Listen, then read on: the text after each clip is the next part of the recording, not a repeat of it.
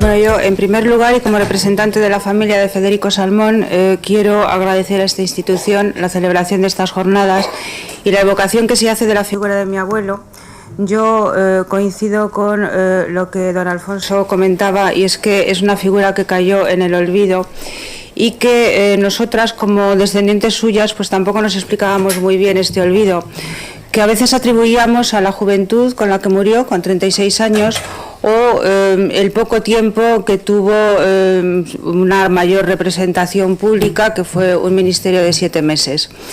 Esta explicación la verdad es que tampoco resiste un análisis detallado, es decir, que él murió con 36 años, pero inició su vida pública de una forma muy precoz, prácticamente con 18 o 20 años él ya era pionero en movimientos católicos y sí que es cierto que su ministerio fueron 7 meses, pero también es cierto que fue una persona conocida porque fue redactor desde los 20 años de periódicos de alcance importante. La verdad es que nosotros creemos que el motivo de este olvido posiblemente hay que buscarlo más en su muerte que en su vida. El día 7 de noviembre de 1936, cuando mi abuelo murió en Paracuellos, murieron con él creo que 1.039 personas. Al día siguiente murieron otras tantas y el día siguiente murieron otras tantas. Es decir, que en 3 días prácticamente murieron 3.000 personas. 3.000 personas como mi abuelo, con sus nombres, con sus apellidos, con sus trayectorias profesionales, con sus proyectos de futuro. Ustedes que han sido testigos del 11M saben cómo se queda el cuerpo cuando la cifra de muertos llega a los 190. 3 o 4.000 personas en 3 días son un número demasiado elevado para la historia. La historia solamente pudo recoger el carácter masivo de esta matanza y los convirtió en las víctimas de Paracuellos. No se podía hablar de todos y de cada uno de ellos. Y además tuvieron mala suerte porque tampoco murieron en un buen momento. La historia del siglo XX en España se estructuró en torno de una guerra civil, en el antes, el después, los buenos, los malos, los vencedores, los vencidos. Las víctimas de Paracuellos fueron encarceladas según empezó la guerra, no pudieron pronunciarse sobre ella, no pudieron combatir en ella, no sobrevivieron a ella. Es decir, que realmente permanecieron en una especie de tierra de nadie y en muchos casos ni siquiera quedaban recuerdos porque sus encarcelamientos fueron seguidos de auténticos expolios de sus pertenencias personales. Bueno, yo precisamente por esto y por este carácter de tragedia que ha impedido que se pueda hablar de la vida de estos muertos, y esto es una reflexión mía personal, creo que nuestra labor para poder afrontar el recuerdo sin dolor es precisamente recolocar estas muertes como el punto final de unas vidas que, como en el caso de Federico Salmón, fueron vidas brillantes y que merecen ser recordadas, más por lo que hicieron que por la forma en que murieron. De todos modos, yo hoy voy a rememorar los últimos momentos de la vida de mi abuelo, aunque sí que quería hacer algunos breves apuntes de lo que fue su trayectoria para que ustedes puedan situarse. Entonces, como no quiero quitarle tiempo a mis compañeros de mesa, solamente apuntarles que el primer acontecimiento posiblemente importante de la vida de Federico Salmón es la muerte de su padre cuando tiene 13 años. Y es un acontecimiento importante porque él está estudiando en los jesuitas de Valencia y los jesuitas en ese momento, pongamos que cierran filas en torno de este niño, que es un alumno brillante, con madera de líder, y se ocupan de una manera muy intensiva de su educación. Es decir, que le garantizan la continuidad en los estudios y el Colegio de San José de Valencia no es cualquier colegio, es un colegio de élite que tiene una gran profusión de medios y se convierte en una referencia vital para mi abuelo. Mi abuelo realmente encontró ahí a su familia, los sustitutos de sus padres, y de hecho se dejó siempre dirigir por ellos, que por otra parte encauzaron todas sus necesidades espirituales, intelectuales, respetando un rasgo de su carácter que al menos en la familia era famoso. Era muy independiente y muy orgulloso. Como anécdota, fue abogado del Estado porque el padre Conejos, que fue uno de sus mentores, le dijo que su carácter no admitía tener muchos jefes, que con tener el Estado tenía de sobra. Bien, en este colegio se fragua lo que van a ser las coordenadas de toda su vida. Es decir, toda su vida se estructura en torno a una serie de puntos, uno de los cuales es que precisamente porque ha tenido una educación privilegiada, él devuelve todo lo que ha recibido a través de una preocupación constante por la formación de la juventud. Una formación que él concibe de calidad, sustentada en una base espiritual, intelectual y con un fuerte compromiso con la acción social. Y siempre veremos a mi abuelo metido en este tipo de proyectos. Junto con Martín Sánchez va a ser fundador de la Federación de Estudiantes Católicos de Valencia, luego presidente de la Asociación de Estudiantes Católicos de Derecho, etcétera, profesor de Derecho y primer rector del CEU, que de alguna manera viene a sintetizar todas sus aspiraciones. En segundo lugar, es propagandista católico con un concepto de catolicismo entendido como una militancia y como un compromiso en la transformación de la realidad social. Él lo que quiere es mejorar la vida de los desfavorecidos. Su mayor preocupación es y será siempre, incluso cuando es ministro, la situación de la masa obrera, que considera que es el campo de acción de un católico. Y les quiero leer una frase suya que a mí personalmente me gustó, que sintetiza perfectamente lo que él pensaba y que además en el Congreso de los Diputados levantó ampollas en dos personas tan distintas como Julián Besteiro y Calvo Sotelo.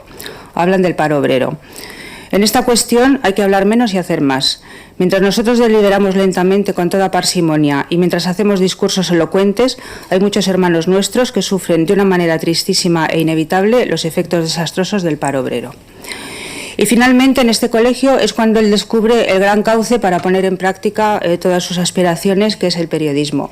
Empieza a escribir de una manera muy precoz y a lo largo de toda su vida va a ser redactor de periódicos católicos, el Diario Regional de Valencia, El Debate, La Verdad, y será, cosa que no siempre he visto que figuraba en los libros de historia, será uno de los impulsores e iba a ser el primer director del Ya.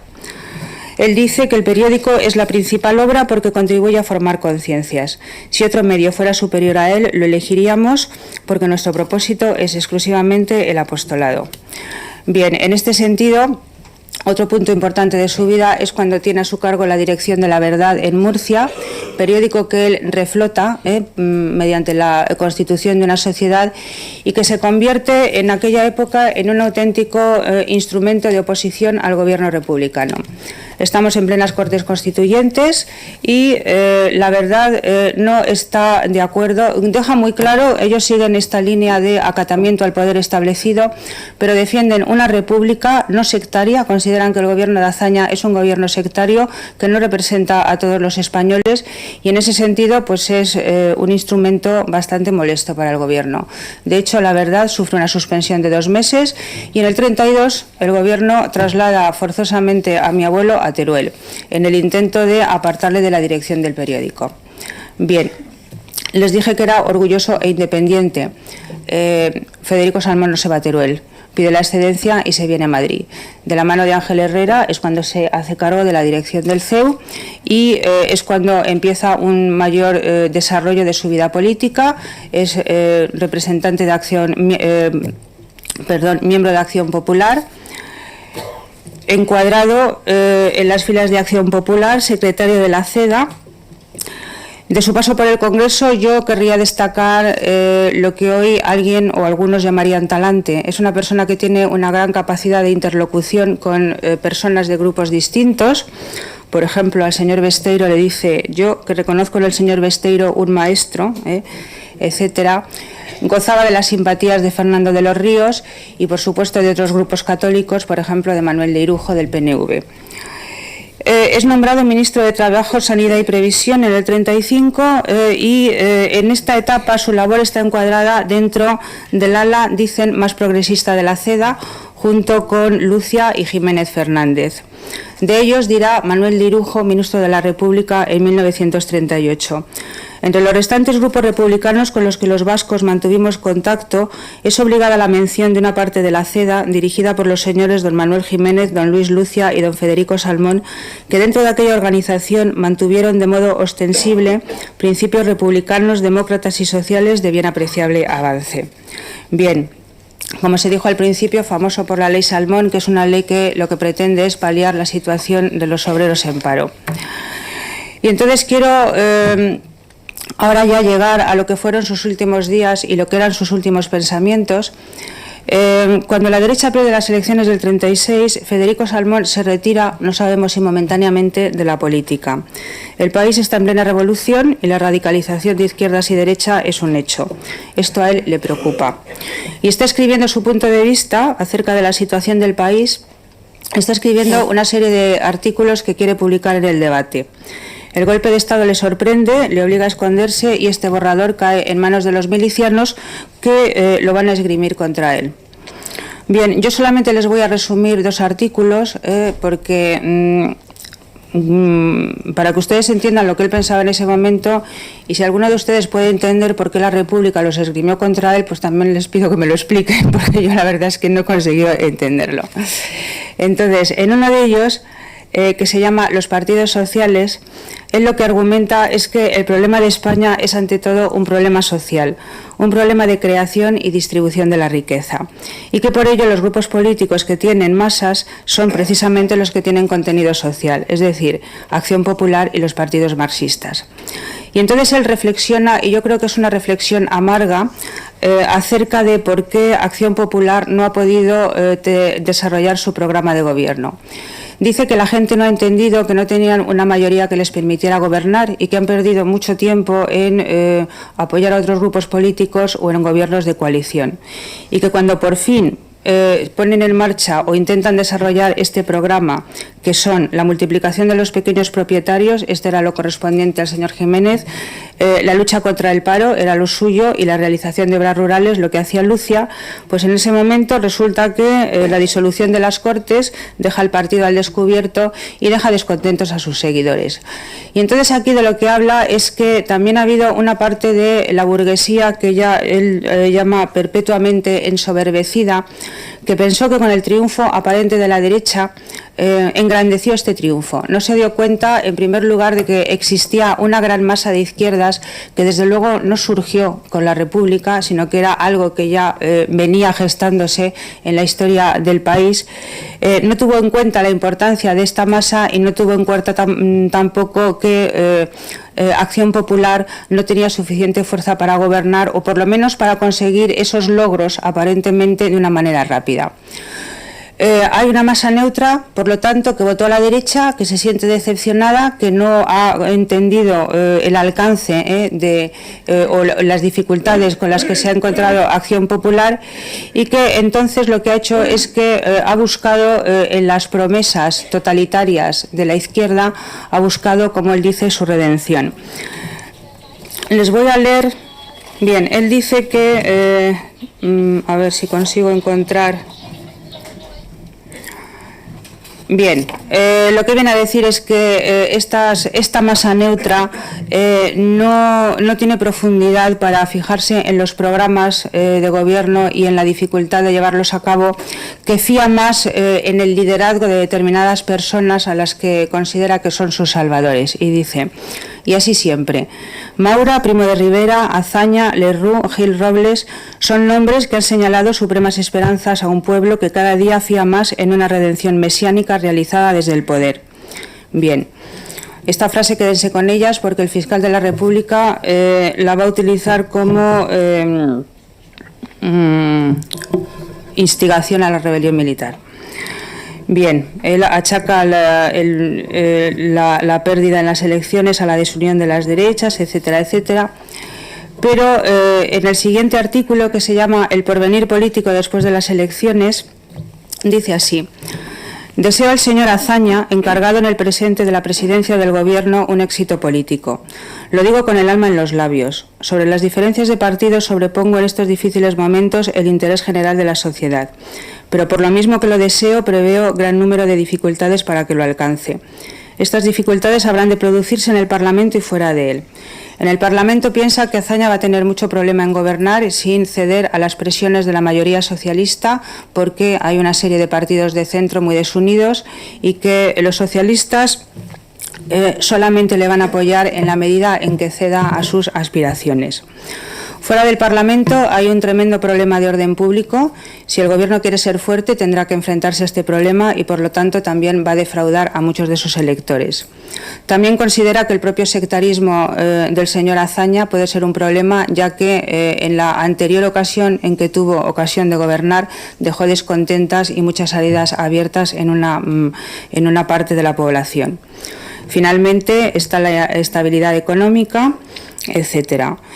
Y termina diciendo que solo si el Gobierno se muestra fuerte y decidido para imponerse sobre los extremismos podrá asentarse y gobernar largo tiempo. De otro modo se volverá otra vez esta masa neutra, se decepcionará y volverá a oscilar hacia la derecha. Y dice, otra vez España se encuentra en disposición de ser cincelada por un artista genial. Esta frase la borra. Esta frase es la que el fiscal utiliza en el sumario para insistir en la instigación a la rebelión militar. Bien, el alzamiento sorprende a mi abuelo el día 18 de julio, día de San Federico, celebrando su santo. La situación, bien, sus amigos le aconsejan que salga de casa y que durante unos días esté fuera de órbita. Y bueno, pues aquí empieza un periodo de persecución que supongo que muchos de los asistentes habrán oído. En Madrid finalmente es detenido, conducido a la Checa de Fomento, donde se le aplica el trato habitual que se le daba a los encarcelados, es decir, se le tiene en una especie de cubículo donde no puede mantenerse en pie. Va a ser el ministro de la República, don Manuel de Irujo, la persona que le busca, le localiza y consigue que le lleven a la cárcel Modelo. Bien, aquí es donde se instruye el sumario, se le acusa de desafección a la República e instigación a la rebelión. Y aquí empieza un cúmulo de sinsentidos. En los registros practicados en su casa, que son unos cuantos, el juez no encuentra ninguna prueba contra él. Como detalle les diré que se llevaron la biblioteca para revisar libro por libro, a ver lo que encontraban. Bien, solamente encontraban estas cuartillas de las que les he hablado. El juez no encuentra ninguna prueba contra él y así lo reseña en el sumario, salvo su militancia católica y su condición de exministro. Bien, de los delitos que le achacan, él se defiende, porque hay intervenciones suyas en mítines en que declara una posición antimilitarista y además él dice que de haber participado en un acto de rebelión el alzamiento no le hubiera pillado en Madrid. Se le argumenta que su compañero Luis Lucia escribió un telegrama de adhesión a la República al tener lugar el alzamiento y él no. Él contesta que él estaba retirado de la vida política, que no era jefe de un grupo político como el señor Lucia y que como particular no pensó que tuviera que escribir nada, que más bien le hubiera parecido una impertinencia pretender ese protagonismo. Bien, él escribe una serie de líneas para que el abogado que la República pone a su disposición pueda apoyarse en ellas para su defensa. Pero, y esto posiblemente sea lo más triste, él sabe que va a morir. Sabe que su suerte está echada y lo sabe por el trato que se le está dando en la cárcel. Parece ser que los milicianos se ensañan con él, sufre todo tipo de vejaciones, de humillaciones, y entonces él sabe que realmente la justicia de la República está suspendida. Hay dos episodios tristes para nosotras que confirman esto. Su mujer consigue que vengan de Murcia para sacar a la niña de Madrid. Le pregunta que si quiere verla antes y él contesta que no quiere que el último recuerdo de su hija sea detrás de unos barrotes. En la cárcel los milicianos le piden en diversas ocasiones que haga un escrito de adhesión a la República. Él se niega y le dice a su mujer que se niega porque lo único que quieren hacer es escarnio de él y propaganda, pero que él sabe con certeza que va a morir. Y mientras tanto, alguien está luchando por salvarle, que es Manuel de Irujo, ministro de la República del PNV católico. Resulta a veces escalofriante ver 70 años después cómo el destino parece que ha marcado todos los acontecimientos. El señor Irujo, desde Barcelona, envía un telegrama el 4 de noviembre solicitándole al presidente del Tribunal Popular la suspensión del señalamiento, pues tengo verdadero interés en conocer los autos sumariales. El señalamiento estaba acordado para el 7 de noviembre. El presidente le contesta diciendo que sí, que suspende el señalamiento, y el día 6 de noviembre el señor Irujo le manda un telegrama agradeciéndoselo. Esa madrugada, en la madrugada del 6 al 7 de noviembre, creo, mi abuelo es conducido fuera de la celda, según testifican sus compañeros de celda, y nunca más se le volverá a ver. Parece ser que horas después empiezan a sacar, de acuerdo con unas listas, a los presuntos evacuados. Él no figura en ellas, pero bueno, todo indica que es conducido a Paracuellos del Jarama.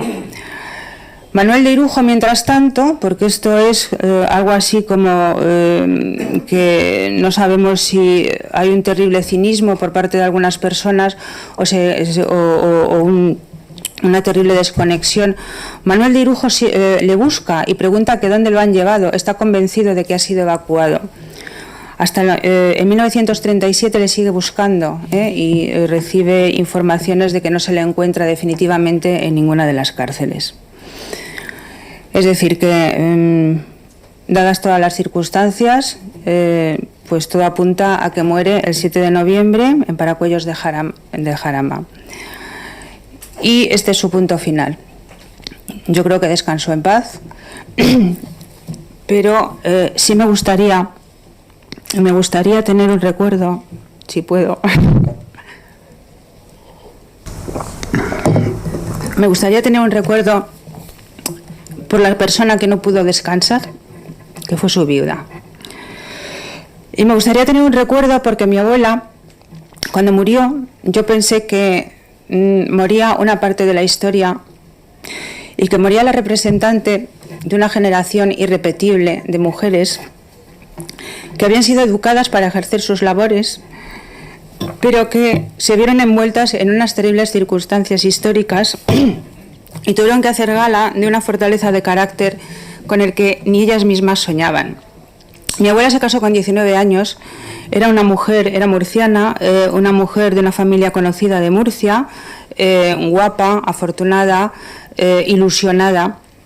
7 años después, atravesaba la línea de fuego en Moncloa, unos días después de que caía el cuartel de la Montaña, con su marido, su hija y una pistola escondida en la ropa. A los pocos días se separaba de su marido para facilitar que él pudiera esconderse, y ella, a su vez, le cortaba el pelo a su hija, la vestía de niño y la hacía pasar por niño para no ser reconocidas.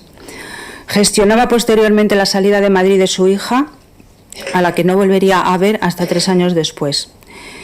Y se quedaba sola, sin familia, sin amigos, buscando ayuda para su marido y visitando incluso a enemigos políticos. Hasta que la desaparición de su marido fue un hecho y fue prácticamente obligada a refugiarse en una embajada, ayudada, curiosamente, por el que hubiera sido el abogado defensor de mi abuelo, persona de izquierdas. Esta historia a ella le dejó huellas. Era una católica sincera y devota, pero toda su vida vivió con la contradicción interna de no poder plantearse ni de lejos perdonar a los asesinos de su marido. No se quiso volver a casar y nunca tuvo la sensación de que pertenecía, pese a que sabía perfectamente cuál era su bando, nunca tuvo la sensación de haber sido ganadora de ninguna guerra. Bien, y a mi madre, yo le quiero agradecer que con todo esto, ella sí que procurara para nosotras una historia sin resentimientos, que nos educara en una tradición democrática, que no intentara forzarnos y que pusiera a nuestra disposición todos los medios para que nosotras pudiéramos juzgar esta historia sin ningún tipo de presión y que sacáramos nuestras propias conclusiones. Nosotras estamos orgullosas de su apellido. Bien, y finalmente sí quería comunicarles una reflexión que me baila por la cabeza en este momento en que parece que le estamos pidiendo responsabilidades a la historia. Yo desde luego no voy a pedir que se abra ninguna fosa, pero sí que es cierto que hay algo que a mí me quema cuando lo pienso. Pensando en el lugar que la historia le ha concedido a mi abuelo, en este momento en el Archivo Histórico Nacional existe un expediente instruido por la República contra Federico Salmón. Es un expediente en que se le acusa de traidor. Mi abuelo nunca fue juzgado, por lo tanto nunca fue absuelto, tampoco fue condenado. Lo que sí que es cierto es que no le dejaron hablar.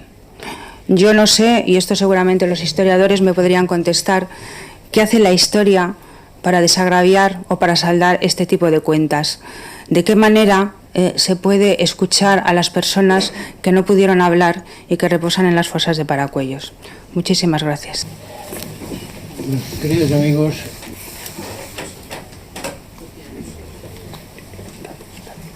a mí se me ha pedido que evoque un testimonio de mi recuerdo en la Guerra Civil, pero estamos sentados ya en esta misma mesa.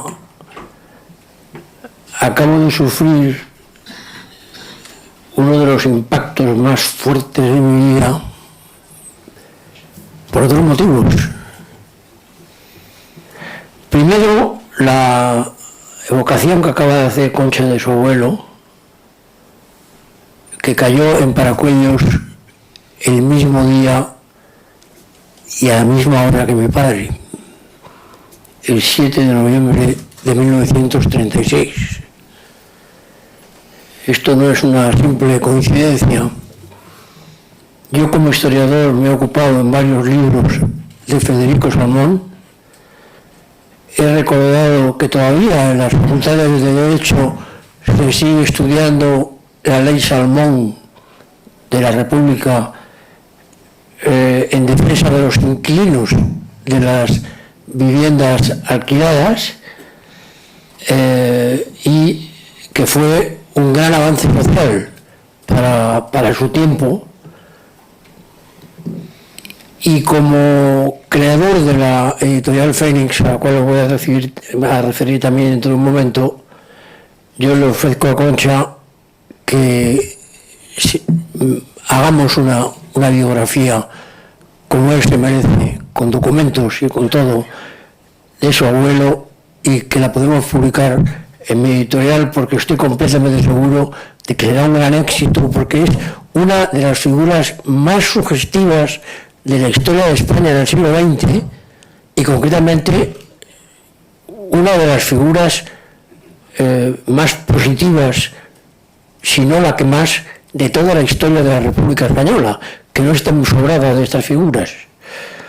O sea que sería esto muy importante, y yo hago este ofrecimiento desde aquí porque me parece que sería muy importante. Pero quiero decir que el impacto que yo acabo de experimentar relacionado con este asunto, pues entre los mayores que he experimentado en mi vida.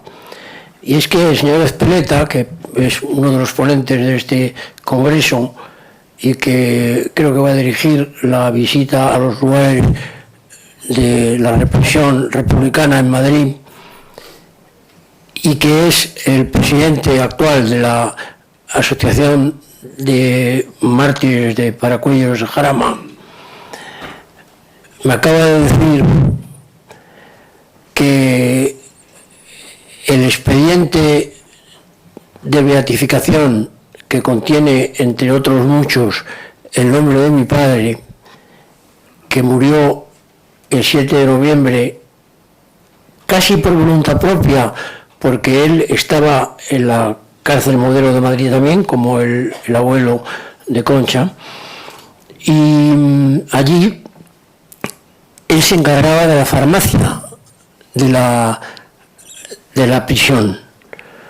Y cuando le ofrecieron sacarle de ese sitio para llevarle a otro más seguro, porque un equipo de personas diplomáticas y no diplomáticas habían habían sobornado a un grupo de comunistas para que salvasen a unas cuantas personas de la muerte, y entre ellas estaba mi padre se negó a que lo trasladaran, porque al ser encargado de la farmacia, y él era muy joven también,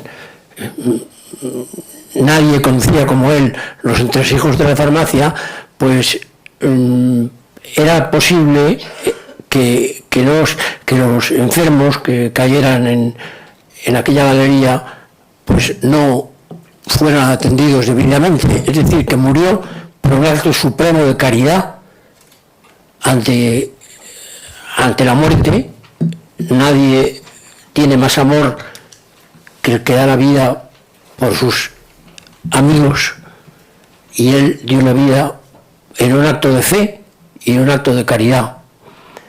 Entonces está su nombre en la primera causa de beatificación de seglares que se está preparando ahora en la diócesis de Alcalá, y me acaba de decir el señor Ezpeleta que el nombre de mi padre ha pasado la primera criba de los nombres que van a figurar en la beatificación, lo cual naturalmente me ha dejado terriblemente impactado, porque yo sabía ya que éramos hijos de los mártires, pero es que ahora es posible que esos mártires sean reconocidos como tales por la propia Iglesia Católica, y esto pueden ustedes imaginarse que bueno, que a mí como historiador católico me tiene absolutamente impactado en estos momentos. Entonces voy a ser muy breve, porque casi con comunicar este impacto cumplo mi deber hoy ya. Testimonio como este no me lo podía imaginar. Nunca he recibido una noticia que me haya llegado tan al fondo de mi vida como esta que acabo de recibir, que mi padre ha pasado ya, digamos, la primera criba de las beatificaciones futuras de mártires de nuestra guerra civil, que pueden estar bastante próximas. Y por eso, pues, le voy a entregar al señor Togores lo que yo tenía preparado para este acto, que es un documento de una cierta importancia, es decir, una altísima autoridad de la Iglesia española y universal me ha pedido hace poco un informe sobre las víctimas de nuestra guerra civil. Yo lo he escrito, se lo he entregado ya hace una semana larga a esta insigne persona, que le ha gustado mucho, me lo ha agradecido mucho, y con algunas leves modificaciones, pero prácticamente el mismo informe lo voy a presentar como este acto, digamos, de confesión o de experiencia de nuestra guerra civil, que aparecerá en las actas de este congreso. Y por eso no voy a hablar ahora de este acto, de este informe, en el cual he procurado, como respuesta al auténtico crimen de Estado judicial que acaba de cometer el señor Garzón, porque no tiene otro nombre, es un crimen de Estado apoyado en la justicia, y es una vergüenza, y además es una trampa terrible, porque no me quiero olvidar de que cuando los representantes de la Asociación de los Mártires de Paracuellos le pidió hora al señor Garzón para hablar de otros crímenes de guerra de la otra memoria, el señor Garzón les recibió de mala manera y les echó de mala manera del despacho. Y eso es una cosa que no le podré perdonar nunca al señor Garzón. Nunca, porque me parece una cobardía y un crimen también. Pero que ahora haga una selección de algún historiador que conozco, sectario y anarquista él, como es el profesor Casanova, de la Universidad de Zaragoza, y es el único conocido de una lista de presuntos expertos que él ha designado, porque le ha dado la gana, sin ningún motivo, sin ninguna razón, de los cuales no conozco una sola obra y llevo 40 años estudiando historia de nuestra guerra civil. Pues esto que acaba de hacer el señor Garzón ahora, bueno, ha tenido ya un pequeño resultado en mi agenda de trabajo. He interrumpido lo que estaba haciendo y he abierto un libro para poder responder en su momento al señor Garzón cuando se digne abrir esas fosas y encontrar esos 130 y tantos mil cadáveres que dice que hay, que no es verdad, además. Y, por supuesto, le voy a contestar con un libro, que es la única forma que tengo en la mano para contestarle, pero tengo ya reunidos los 50 o 60 testimonios importantísimos que ya han aparecido descalificando por completo este que he calificado yo como golpe de Estado del señor Garzón. Golpe de Estado judicial, pero golpe de Estado. Porque es algo completamente increíble lo que dice de él el juez, y digo juez porque ha sido rehabilitado recientemente por el Tribunal de Derechos Humanos de Estrasburgo, Gómez de Liaño, que hace una crítica terrible a los aspectos jurídicos del desafuero del señor Garzón, pero es que curiosamente hay hasta un testimonio negativo muy interesante, nada menos que de Santiago Carrillo, el responsable directo y ejecutivo de los asesinatos de Paracuellos, como he demostrado en mi libro Carrillo miente, porque yo cuando hablo de historia hablo con documentos al lado. Y es tremenda lo que le dice Santiago Carrillo a Garzón. Le dice, tenga usted cuidado, no sea que nos pueda salir el tiro por la culata. Es tremendo. Y además es una profundísima verdad. Garzón no sabe lo que hace, no sabe lo que son las fosas, no sabe lo que son las fosas sin abrir todavía de nuestras víctimas en la zona nacional, que en Paracuellos tuvimos que, cuando terminó la guerra, que empezar a abrirlas y volverlas a cerrar otra vez por lo que nos encontramos allí. Y claro, el que un juez exhibicionista puro, que ahora está Hacienda buscando qué ha pasado con el 1.300.000 euros que ha cobrado en Estados Unidos por una serie de conferencias y que por lo visto no ha declarado, que es la noticia de esta mañana, que este personaje esté ahora diciendo que abre las fosas y que va a ser el gran vengador de la represión franquista durante nuestra guerra. Es que esto de Garzón llega ya a unos extremos que yo desde luego ahora no tengo otro medio que un libro y ahí les espero, porque realmente es una verdadera vergüenza. Bueno, pues esto es lo primero que quería comunicarles como testimonio personal. Creo que no lo puede haber más profundo, pero simultáneamente le he dicho ahora a Concha Salmón que nuestra modesta editorial Fénix, que lleva ya 10 años funcionando y funcionando muy bien, acaba de publicar en estos días, hoy o mañana llega a las librerías, un libro en que también se encuentra mi testimonio. Y esto lo ha narrado con pelos y señales un gran amigo mío, ya fallecido, el coronel José Ignacio San Martín, que intervino de manera que todavía no se conoce bien, yo creo que la conozco, en el golpe del 23 de febrero, y se han dicho muchas tonterías sobre el golpe y sobre la intervención de San Martín, pero fue muy amigo mío antes del golpe y después hemos sido muy amigos, y él me mandó su libro Servicio Especial desde la cárcel, desde el penal de Cádiz, desde el Castillo de Santa Catalina, y en ese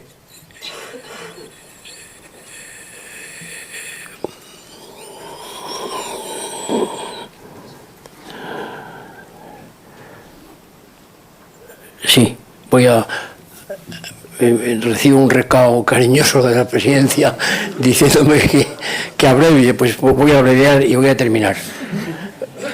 Pues en este libro también se encuentra ese testimonio mío de lo que yo hice durante la guerra civil.